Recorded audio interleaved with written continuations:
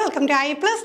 നമ്മൾ ഓൾറെഡി എന്താണ് factors affecting ലേണിംഗിൽ കുറച്ച് ഫാക്ടേഴ്സ് പഠിച്ചു കഴിഞ്ഞു. ഇനി നമുക്ക് ബാക്കിയുള്ള ഫാക്ടേഴ്സ് നോക്കാം. ഇന്ന് നമുക്ക് ലെവൽ ഓഫ് ആസ്പിറേഷനും മെമ്മറിയാണ് നോക്കേണ്ടത്. ലെവൽ ഓഫ് ആസ്പിറേഷൻ എന്ന് പറയുമ്പോഴത്തേക്ക് goals of standard set by the learner തന്നെ സെറ്റ് ചെയ്യുന്ന ഗോള് അല്ലെങ്കിൽ ആ ഒരു സ്റ്റാൻഡേർഡിനെയാണ് ഇപ്പോൾ എത്ര അച്ചീവ് ചെയ്യണം എന്നുള്ള ഒരു ഗോൾ സെറ്റ് ചെയ്തില്ല, അതിനെയാണ് നമ്മൾ ലെവൽ ഓഫ് ആസ്പിറേഷൻ എന്ന് പറയുന്നത്. ഒരു ഹൈ ആസ്പിറേഷൻ ആണെങ്കിൽ നമുക്ക് എന്താണ് ഒരു കാര്യം അച്ചീവ് ചെയ്യാനുള്ളൊരു മോട്ടിവേഷൻ ആയിരിക്കും, മോട്ടിവേഷൻ ടു അച്ചീവ് ആയിരിക്കും. പക്ഷേ എന്താണ് ഒരുപാട് കൂടി പോയാലും ടു ഹൈ അല്ലെങ്കിൽ ടു ലോ ആയി കഴിഞ്ഞാൽ നമുക്കതുകൊണ്ട് വലിയ പ്രയോജനമില്ല. ഒരിക്കലും നമ്മളെ കൊണ്ട് സാധിക്കാത്ത കാര്യങ്ങൾ എന്താണ് നമ്മൾ ഇത്തരത്തിൽ സെറ്റ് ചെയ്ത് വെച്ച് കഴിഞ്ഞ കാര്യമുണ്ടോ? ഇല്ല. അപ്പോൾ ആ ഒരു കാര്യമാണ് പറഞ്ഞത്. ടീച്ചറിൻ്റെ റോൾ എന്താണ്? Help students set realistic and achievable goals. Realistic ആയിട്ടുള്ള, അതായത് എന്താണ് ശരിക്കും പ്രാക്ടിക്കലി പോസിബിൾ ആയിട്ടുള്ള അച്ചീവബിൾ ആയിട്ടുള്ള ഗോള് നേടിയെടുക്കുക. അതാണ് ടീച്ചറിന് ചെയ്യാൻ കഴിയുന്ന കാര്യം.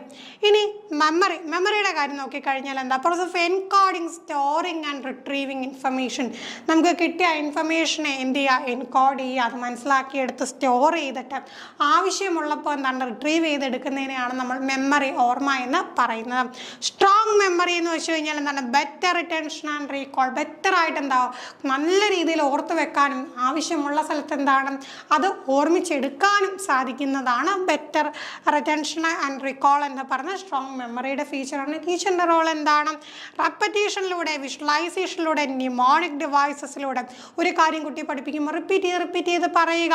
പിന്നെ വിഷ്വലൈസേഷൻ, അപ്പോൾ ഒരു പിക്ചർ കാണിക്കുമ്പോൾ ഒരു കാര്യം പറഞ്ഞതിനെ കഴിഞ്ഞ് പിക്ചർ കാണിച്ചു കഴിഞ്ഞാൽ എന്താണ് കുട്ടിക്ക് ഓർത്ത് വെക്കാൻ സാധിക്കും. ന്യൂമോണിക്സ് നമുക്കറിയാം അല്ലേ, നമുക്ക് പഠിച്ച് വെക്കാനായിട്ട് കാര്യങ്ങൾ ഓർത്ത് വെക്കാനായിട്ട് നമ്മൾ എന്ത് ചെയ്യും?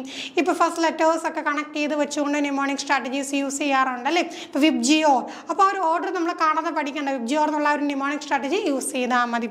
അപ്പോൾ ഇത്രയും കാര്യങ്ങളാണ് നമുക്ക് ഈ ഒരു സെക്ഷനിലുള്ളത്. അടുത്ത സെക്ഷനിൽ നമുക്ക് ബാക്കിയുള്ള ഫാക്ടേഴ്സ് ഡിസ്കസ് ചെയ്യാം. Thank you all.